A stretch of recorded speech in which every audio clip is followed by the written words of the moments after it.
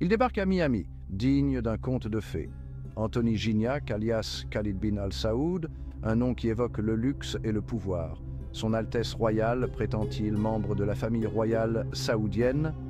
Investisseurs, hommes d'affaires, célébrités, tous succombent à son aura. Gignac, c'est le maître de l'illusion. Il tisse un récit d'opulence et d'influence. Voyage en jet privé, robes traditionnelles impeccables, bagues serties de diamants, montres hors de prix. Gignac ne recule devant rien pour asseoir son personnage. Il joue le rôle à la perfection, bernant même les plus méfiants. Son but, s'enrichir sur le dos de ceux qui se laissent aveugler par son faux statut. Et pour ça, il a plus d'une corde à son arc. Gignac, il parle couramment argent. Il sait comment appâter les investisseurs. Des projets fictifs au rendement mirobolant, il en a plein son sac. Hôtels de luxe, complexes immobiliers grandioses, tout est bon pour ferrer ses proies. Présentation impeccable, arguments imparables, Gignac ne lésine pas sur les moyens. Cadeaux somptueux, dîners extravagants, tout est orchestré pour impressionner. Il dépense l'argent des autres comme un grand seigneur, alimentant un tourbillon de luxe et de mensonges. Et ça marche. Les investisseurs se ruent, hypnotisés par la promesse de gains faciles. Gignac amasse une fortune colossale, plus de 8 millions de dollars, un pactole qu'il dilapide aussi vite qu'il ne l'a gagné. Gignac, c'est un enfant du XXIe siècle. Les réseaux sociaux, il les maîtrise sur le bout des doigts. Son compte Instagram, la vitrine de sa vie prétendument fastueuse. Photos en jet privé, clichés de palace à Dubaï, selfies avec des célébrités. Chaque image est savamment orchestrée pour entretenir le mythe. Ses followers sont sous le charme. Ils commentent, ils likent, ils partagent. Gignac est une star des réseaux sociaux, un modèle de réussite pour certains. Ce qu'ils ignorent, c'est que chaque like, chaque commentaire renforce un peu plus l'édifice de son mensonge. Car derrière ces images léchées se cache une réalité bien moins glamour.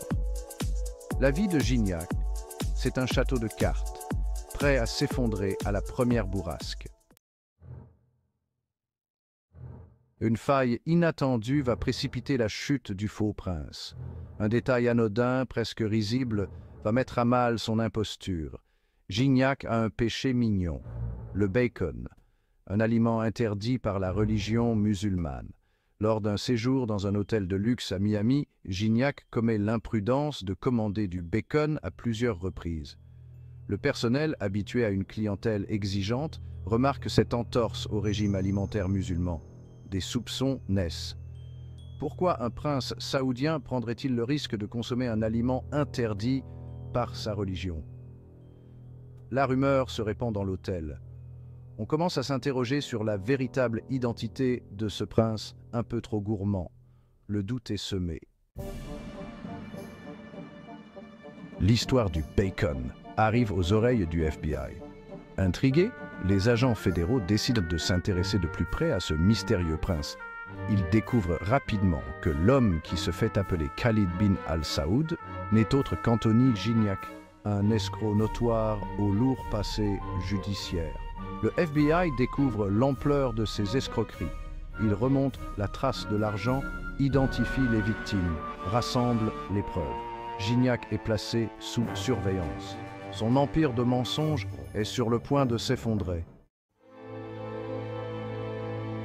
Le piège se referme sur Gignac. Le FBI l'arrête à l'aéroport de Washington alors qu'il s'apprête à s'envoler pour Londres. Son arrestation fait grand bruit. Les médias s'emparent de l'affaire, s'amusant de ce prince déchu par son amour du bacon.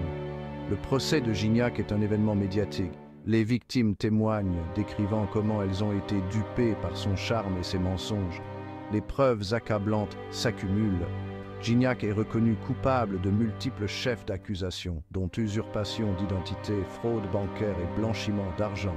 Il est condamné à 18 ans de prison. Le rideau tombe sur le conte de fées du faux prince.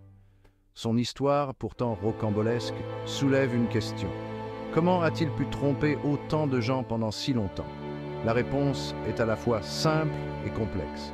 la cupidité, la naïveté et le pouvoir de séduction d'un escroc hors pair.